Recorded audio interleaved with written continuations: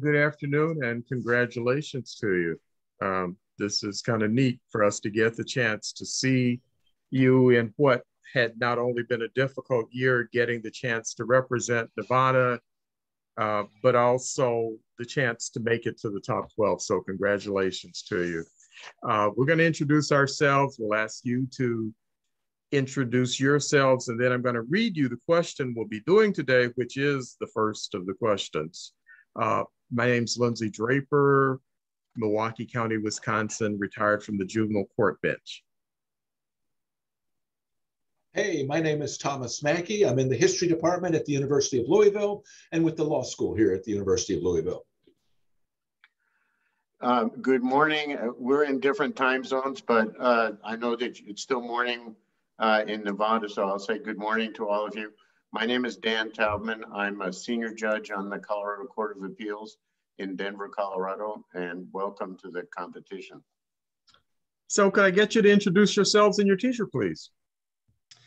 Good morning, judges. My name is Max Rock. Outside of We the People, I am the treasurer for our school's National Honor Society, and I also compete in tennis, basketball, and baseball.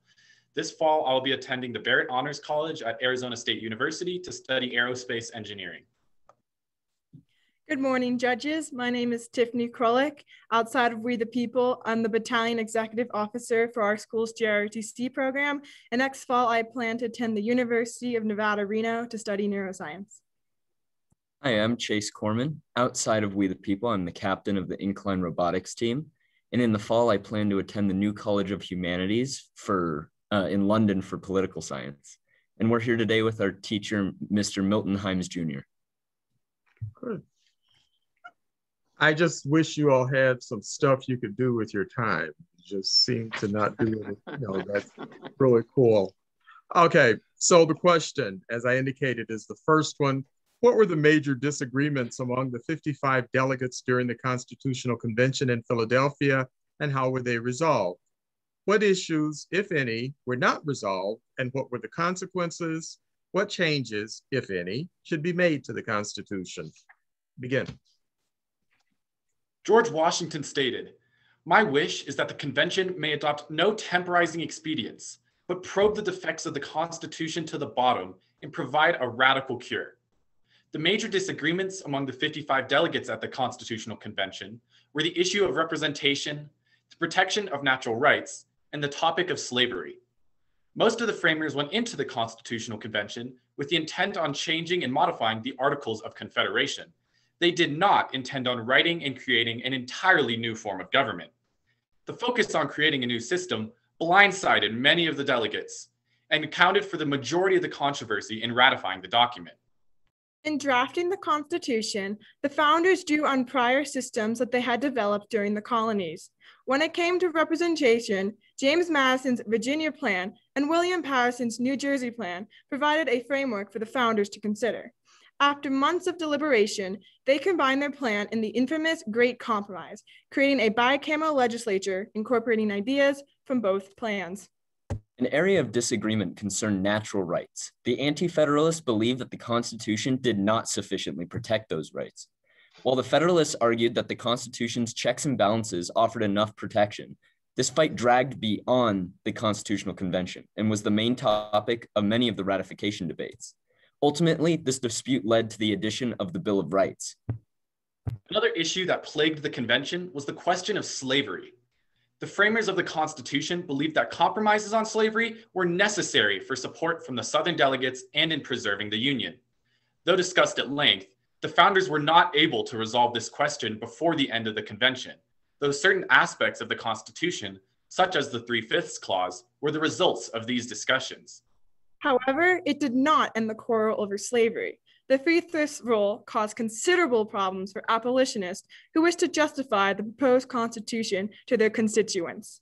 As former Justice Thurgood Marshall stated, the Constitution was defective from the start. The framers consented to a document which laid a foundation for the tragic events which were to follow. By ignoring the faults of the Constitution, the framers planted the seeds for future conflicts such as the Civil War. The founders also believed that the Constitution should be able to change with the times. As Thomas Jefferson stated, Laws and institutions must go hand in hand with the progress of the human mind. As that becomes more enlightened and manners and opinions change, institutions must advance also to keep pace with the times. We agree with Jefferson's assessment and believe that changes should be made to the Constitution pertaining to the Electoral College. Concerning the Electoral College, we do not believe that this system fairly represents the voting rights of citizens. 3 of the last 6 presidents won the Electoral College, but not the popular vote. We propose removing the Senate vote in the Electoral College and switching to a proportional way of voting that gets rid of the winner-take-all system. Arguably, this would encourage more people to vote because they would have equal representation. Henry Clay stated, "The Constitution of the United States was made not merely for the generation that existed, but for unlimited, undefined, endless, perpetual prosperity." The framers created the Constitution intending to give the national government enough power to act on a national level, but without enough power to put fundamental rights at risk.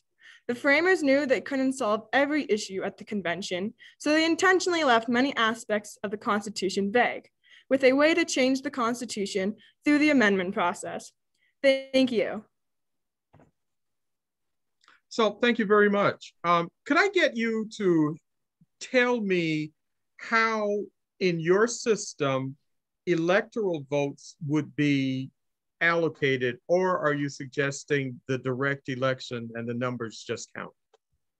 No, so the way that I propose we change the Electoral College is to a representational proportional vote. So what that means is that the proportional vote in states is divvied up based on percentage. Okay. So in the 2020 election in California, if this was in place, the Green Party candidate, Howie Hawkins, would have gotten 1 electoral vote, while the Libertarian candidate, Joe Jorgensen, would have gotten 3 electoral votes, rather than Biden having gotten all of the electoral votes from the state of California. To further elaborate on this idea, we would also incorporate this with the repealing of the Apportionment Act of 1911, which caps the number of seats in the House of Representatives at 435. According to Chris Wilson, the director for data journalism at Time Magazine, if we increase the number of seats in the House to 930, it would minimize the disparity that we see within the House of Representatives. And on top of this, without the Senate vote and with these increased electoral, or with the increased House of Representatives and the system that Chase was mentioning, there would be 930 votes for the Electoral College to allocate, and every single state would have at least 2 representatives. I believe we also have to get rid of the system of gerrymandering, as I believe it is fundamentally flawed, and it was not intentionally meant to stay for as long as it did. We see district lines drawn in very skewed ways that give political advantage to one party over another, which is why in the 2010 census, when Nevada drew their district lines, they were so unproportionately done that we had the Nevada legislature end up drawing the lines, which I believe is a better way to draw district lines than the way we have it now. Okay, thank you. Yeah, let me just clarify, because I don't know the West. Who drew the lines that the legislature had to come back and redraw? Just a little bit of clarity on that point for me. So normally in Nevada, the governor would create a commission to create the district lines. However, it was a Republican committee, so it was skewed Republican. They tried to have a Democratic committee, but then it was skewed Democrat. And then they tried to have a bipartisan committee, and the lines were just too mismatched to discern or be used effectively for districting. Okay. Because some states, and I believe my colleague's state of Colorado, does use a nonpartisan commission to do that. So I was just curious. I was a little fuzzy there. That's all I wanted to go for. Look, other than representation and its ripple effects in the federal convention, nothing took up more time and worry among the members who attended than the problems of the executive. Elaborate some more on why the executive and the role of the executive was such a worry for the federal delegates, of the delegates to the federal convention. Well, historically, during the colonial times, the colonies were not fairly represented in the British Parliament, and the king taxed them without any representation. And they feared that if they gave the president too much power, then we would change into a monarchy just like the British Parliament, and we would repeat the cycle with the UK.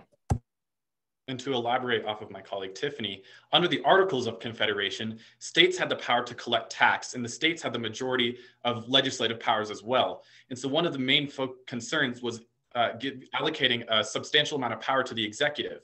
However, there was a debate between how these powers should be allocated, whether they should be allocated through a legislative branch or through an executive branch. And Alexander Hamilton, who was a very strong supporter of the executive branch, had to overcome battles with many of the people who were opposed to it because they felt that they would return to a monarchy like they were in England before. I'd like to ask you about the issue of voting. Why do you think that there is no constitutional right to vote? And is that an issue that the framers thought about? And also, how has that changed over the last 200 years of our government? James Madison famously didn't trust the people.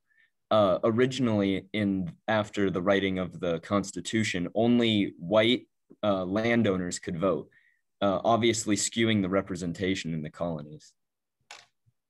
And to build off of this was the reason the Electoral College was created in the first place, as James Madison and many of the other framers didn't believe that the people would properly be able to educate themselves in regards to the political candidates and politics as a whole.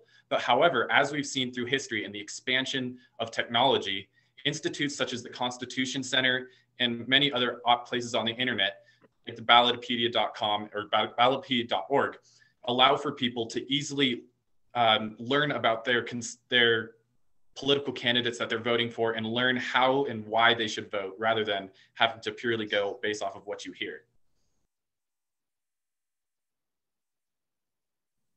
And just sort of as an aside, do you really think that happens? In a world in which I get to choose what version of the news I want to listen to, or whether I will even bother to look at Ballotpedia, do you really think people educate themselves, or do they look for folks who agree with them? This is, I agree with your point, and this is why I believe that we have to start at the very basis of education. Only 9 out of 50 states require a civic education for a whole year in high school. And so if we expand this to all 50 states and encourage civic knowledge and civic discourse, we would be able to have people more appropriately find, as I like to say, the signal in the noise of correct news rather than what they want to see and what they want to hear. And to add to that point, we definitely do not see that much of an increase in civic education today. According to the Annenberg Foundation, 20% of the US population doesn't even know the name of one branch of government. To add on to my colleagues, I believe that social media is a big problem when it comes to understanding our government, as there are news sources and even social media apps that are skewed more towards one side of the political parties than the other. And I believe that we have to find a way to fix this. There are some sources out there that are less biased and more open, but not a lot of people go to those, and people are very closed-minded when it comes to politics. Okay. Thank you. Yeah. As a prof, I always want to come back to the epistemological problem of how do you know what is unbiased? How do you know what is appropriate? Those are really slippery positions to take. Now you're young folks coming up, so you're always very brave on those kinds of topics. Let me go back a little bit to the executive issue, because the anti-federalists aren't buying this Constitution. And one of the reasons they don't is, like Patrick Henry says, he smelled a rat. And one of those rats is the executive. And given the cult of the presidency by the 21st century, were the anti-federalists right in their deep suspicion of the executive branch and its role? I think they were. With the Article 2 of the Constitution saying that all executive power is vested in the President of the United States, it was indeed left very vaguely and left very open-ended. However, I think, as Richard Neustadt notably said, separate institutions sharing power is the best way to run a government. I believe that if we include in the idea of how the legislative branch is able to check. I think I'm driving. how the legislative branch is able to check and balance the executive branch, will allow for better equality and better fairness among the branches. I would like to respectfully disagree with my colleague. I believe that the executive branch, specifically the president, the Anti-Federalists were wrong, because the Congress is a check on the presidential power. And since the 20th century, we have seen a decrease in presidential power when it comes to things like executive orders. And I believe that with the veto power that Congress has, it's a way to effectively check the president, as well as through impeachments. So let me just ask you quickly, why do you think the Article 2 provisions about the executive power were generally vague compared to the more specific enumerated powers for Congress? I believe that the state and colonial governments had more experience with legislatures rather than a large, expansive executive government. And so as the framers were writing the Constitution, they believed that they should leave the executive in this Article 2 very open-ended, because they didn't know how the executive branch would evolve, and they didn't know how the presidency would change over time. While they had an idea of, from the House of Commons and the House of Lords in England to the colonial governments, how these would adapt and change through different changes in the economy and social status.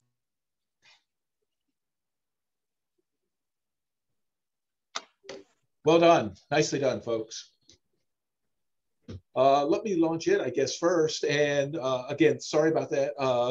I'm always enthusiastic. My apologies. I thought you did a nice job in covering the waterfront. You're clearly passionate about these ideas that you've been dealing with. I think your ideas on some of these changes are suggestive, although maybe the reality of politics in the world may not quite allow them to come to the fore. We get that, but at least you were brave enough to take a position and defend it. I like that. Good work. I wanted to talk to you a bit about the 930 people who were going to be in Congress, and if you thought anything would ever get agreed on with that many people. I very much enjoyed your presentation. I thought you did a good job in starting out because you had some things you wanted to talk about in depth. You really kind of said, okay, we've got the Virginia plan, we've got the New Jersey plan, we've got the Great Conference. I mean, you really did set out very quickly. You wanted to make sure we knew, okay, we know the foundation. We're going to talk about some stuff. And I was really pleased with the way you did that. I enjoyed the presentation, and I have to say it, the poise with which you handled the telephone call that took place during your presentation, I have to compliment you on that, because it distracted me, but I also watched how well you handled it. So I wanted to just compliment you for that. Good job, young people. Excuse me, I thought that you did a very good job. You laid out the basics of the Virginia and New Jersey plans and the Great Compromise. You talked about the issues of slavery, excuse me, you suggested changes to the Electoral College, all of which were good. When you were talking about eliminating gerrymandering, I thought you might have said a little bit more, because there are two different kinds of gerrymandering. One is just one person, one vote, which the Supreme Court has clearly said is required, and political gerrymandering, which the Supreme Court has said it's not going to deal with. There's a difference between the two. And as my colleague was mentioning, Colorado's and several other states now have independent redistricting commissions that are intended to basically eliminate gerrymandering. So that's something that you might have mentioned.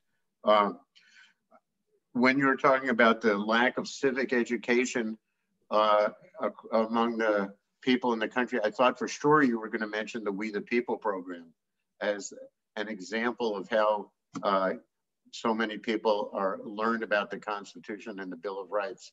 But nevertheless, I think your observations about the lack of civic education. Otherwise, I think we're well taken. And I thought it was good that you had differing views on the role of the president. I mean, that's an issue that doesn't have a right or wrong answer, and people have debated that for years and will continue to do so. So that shows that you're being thoughtful in your approach to that. And so I commend you for that and for your whole presentation today. Yeah, good work, folks. Thank you.